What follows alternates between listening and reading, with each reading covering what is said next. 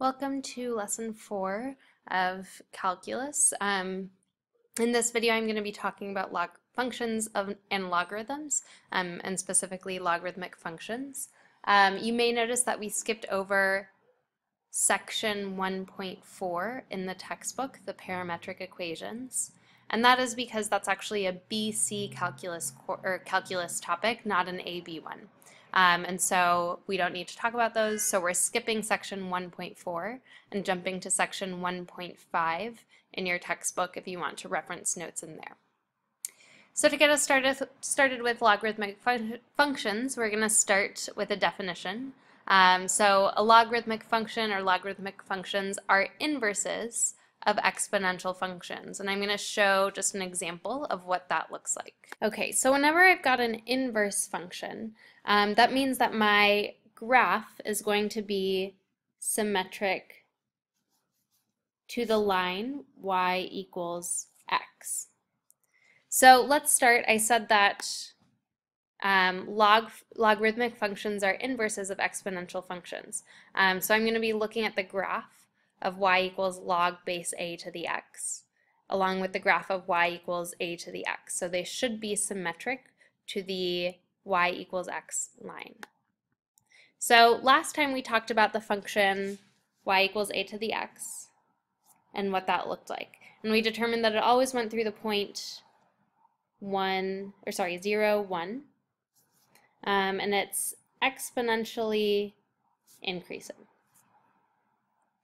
If my graph of y equals log base a to the x is the inverse function, then it's going to be symmetric to the y equals x line. So instead of going through the point 0, 1, log base a to the x is going to go through the point 1, 0.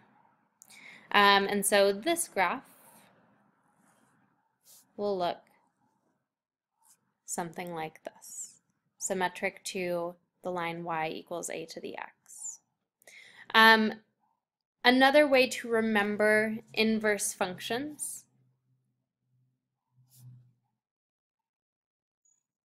and this will come up over the course of the year, is that you switch your x and y values.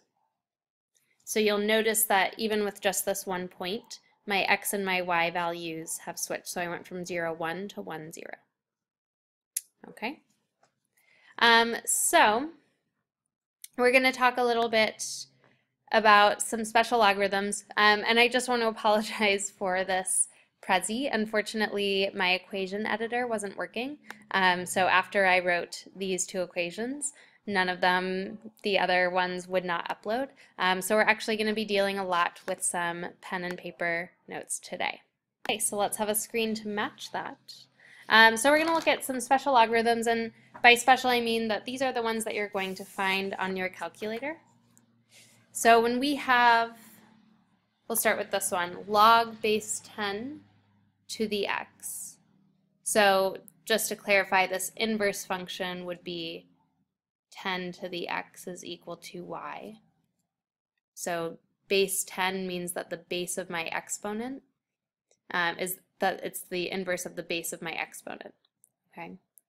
And in our calculator, we just use that as log of x. So this is our common log, and it's just so that we're not dealing in log base 2 every time or log base 3, but instead we've got a common log of 10. The other one that you'll encounter on your calculator is log base e of x, and we call this the natural log, or ln of x. The reason why this is the natural log is because the value of e, which is this long, never-ending decimal, kind of similar to pi, e is approximately, I should use about 2.8, and it's used in many functions that model real-life scenarios. So it's used in economics, it's used in science courses, it's used pretty much everywhere where you're dealing with exponential functions. You're going to encounter e in real-life equations. And so usually you'll encounter it in exponential equations as a base. So you'll see e to the something, e to the x, or e to the t. And that's when you'll see it. So we need to know how to undo that, and for that we use the natural log. This is another one that will be on your calculator. Okay, next we're going to talk about some properties of logarithms. So again, while we're doing this, don't treat this like the pre-calculus notes where you copy down everything that I write. Instead, you're going to write down the things that you feel are important and that are relevant to properties of logs and to logarithms in general. So just as another definition of inverse, when you compose your inverse, so let's say my original function is g of x. So that's my original. And my inverse function of g of x is f of x. When I compose these two functions, so I plug one into the other, I'll end up getting the identity. So in the end, my output for this, for g of f of x, will equal x, whatever variable or whatever number I've plugged in to the function. So, for example, I've told you that a to the x and log base a to the x, these are inverse functions. So if I replace x up here with my inverse, log base a to the x, that's going to equal x in the end. So log base a to the x and a will cancel each other out. Similarly, if I plug in a to the x into my log base a, I will be left just with x. The same thing is going to happen with my other inverse function, so e to the x and log base e to the x, or ln of x is how I'm going to refer to it. If I take e to the ln of x, I'm just going to be left with x. If I take the natural log of e to the x, I'm just going to be left with x. They're inverse functions, so they'll cancel each other out. Reminder of your change of base formula. So take a moment and see if you can remember what change of base is. So if I'm taking log base a to the x and I want to plug this into my calculator, let's say my base a is equal to 12. So in that case, I cannot use natural log of x or natural log, or the common log of x. I have to use my change of base formula. So I'll take natural log of the value over natural log of the base. Or I could do the common log of whatever x is over the common log of the base. And that will simplify my value for me so that I can get it or plug it into my calculator. Okay, so those are the basic properties of logs that you're going to need to know to get through this chapter of the textbook. We're going to take a look at a practice problem. So if you have your textbook copy, you might want to take it out. We're going to go into section 1.5, specifically number 33. So we're going to be solving 1.045 raised to the t is equal to 2. Take a moment and make a prediction. How am I going to get t by itself? How do I get it out of the exponent? Okay, so let's look back at our properties of logs. So right now, my variable is my exponent. And so if my variable is my exponent, then to get rid of my base, I need to take log of that same base so that I'm just left with whatever that variable is. So my variable is my exponent. I'm going to take log of my base on both sides. So whatever I do to one side, I have to do to the other. So right now, my base and my exponent is 1.045. So I'm going to take log base 1.045. And then on the other side, I'm going to do the same thing. I'm going to take log base 1.045. Over here, my bases are going to cancel out, so I'll just be left with t, which is no longer an exponent. And that will be equal to log base 1.045 of 2. Go ahead and plug this beast into your calculator. See what it will simplify to. I want you to round to the third decimal place. Or you can truncate it, just like we talked about in class. T equals 15.747. You are correct. Let's look at another example. So I've got 3 to the 0.5x is equal to 5, and I want you to solve for x. Take a moment and make a prediction. How are you going to bring x down from the exponent?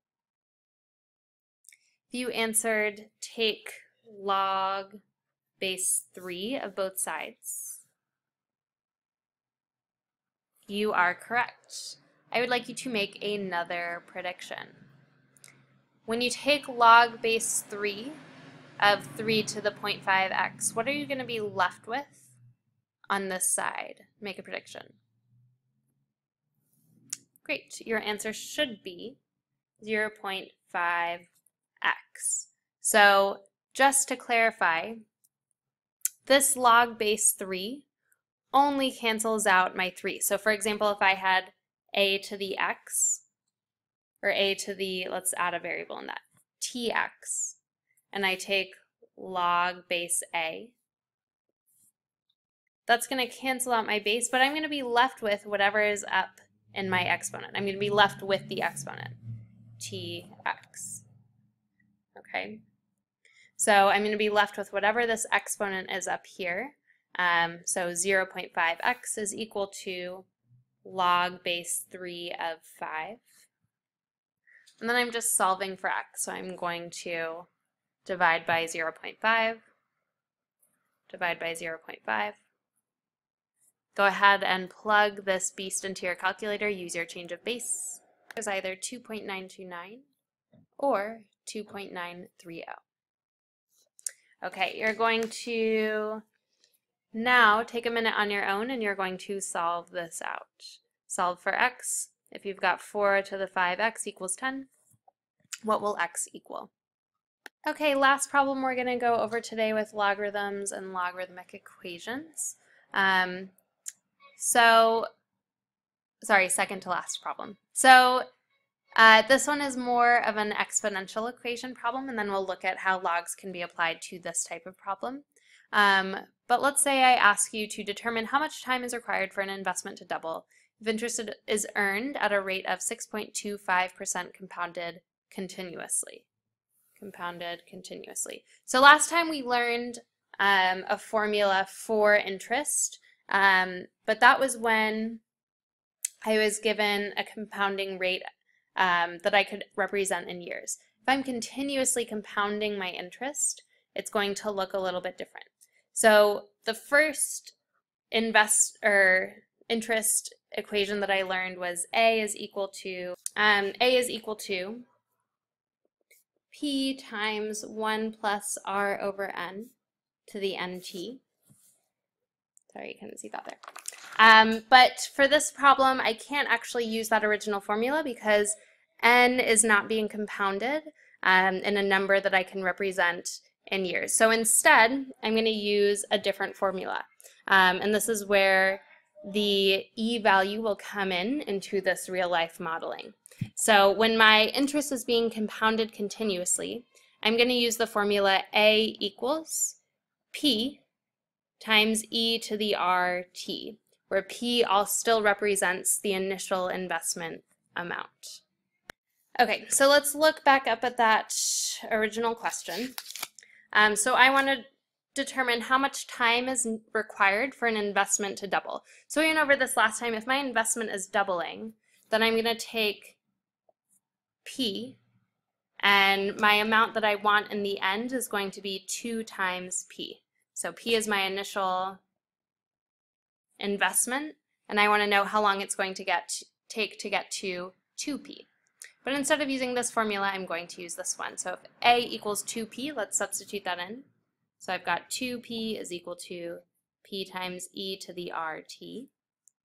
The other thing that I can substitute in is my rate. So I know that the rate is 6.25%. I'm going to convert that percentage into a decimal. So my rate is actually going to be 0.0625, and I can substitute that in. 2 times p is equal to p times e to the 0.0625 t. Similarly to last time, because p is being multiplied over here, I can divide by p. And because I can do that also because p is not being raised to this exponent, only e is. So my p's will cancel out. I'll get 2 is equal to e to the 0.0625 t. And at this point, I can solve this using logarithmic functions. So I've got my exponent, my variable is in my exponent. In order to undo that, because my base is e, I'm going to take the natural log of both sides. So when I do that, I'll be left with natural log of 2 over here. And over here, I'll be left with 0.0625 t. To solve for t, we're going to divide by 0.0625. And then you're going to plug that into your calculator. So I'm going to take the natural log of 2 and divide that by 0.0625. I'll be left with t is equal to 0.90. So t is equal to 11.090. And in this case, with this formula, I forgot to mention this, time is in years. So it'll take 11.09 years for my investment to double. Okay, we're going to end it with that. On Monday, we'll talk, our last video lesson before the end of this unit is going to be about trigonometry. So if you want to review some of your trig basics or trig functions and take a look ahead in the textbook, you're more than welcome to. You can also check for the problem set assignment. I'm going to send it to you via email. So definitely check your email before the end of this weekend if you want to get started on that. I will also have hard copies of the assignment in class on Monday. See you then.